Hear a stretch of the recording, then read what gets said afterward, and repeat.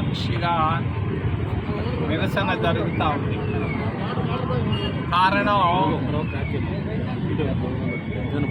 కలిసి ఉన్న దళితులను విభజించి పరిపాలించే దాంట్లో చంద్రబాబు నాయుడు ఆయన నేను ఒక్క మాటలో చెప్పాలనుకుంటున్నాను.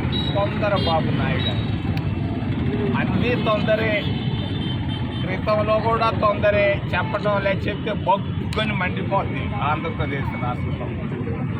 ఇక్కడ వర్గీకరణలో కూడా తొందరే. ఎందుకయ్యా చంద్రబాబు, ఏం అవసరం వచ్చింది వీళ్ళని విభజించి పరిపాలించాల్సిన అవసరం? నీ రాజకీయ ప్రయోజనాల కొరకు దళితులను వాడుకుంటావా చంద్రబాబు? చెప్పు జవాబు.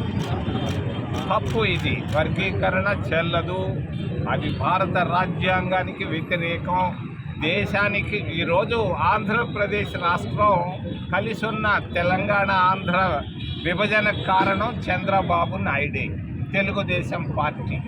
ఈ దళితులను మాదిగలను రెండు చేయడం వల్ల దళితులు అక్కడ, మాదిగలు తెలంగాణ కోరుకున్నారు.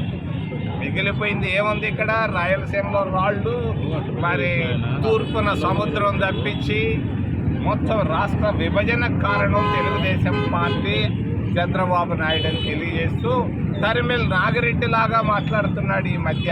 అయ్యా, నువ్వు 2 ఎకరాల రైతువి, 1000 కోట్లు సంపాదించావు, నీకు తరిమిల్ నాగిరెడ్డికి సంబంధం ఏంటి?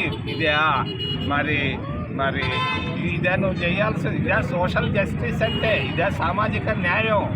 పేదవాళ్ళని విభజించి పరిపాలించడమేనా సామాజిక న్యాయం? దీన్ని ఖండిస్తున్నాం. మేమందరం కలిసి ముందుకు వెళ్ళాలనుకుంటున్నాం. ఎస్సీలు బీసీల ఐక్యత వర్ధిల్లాలి.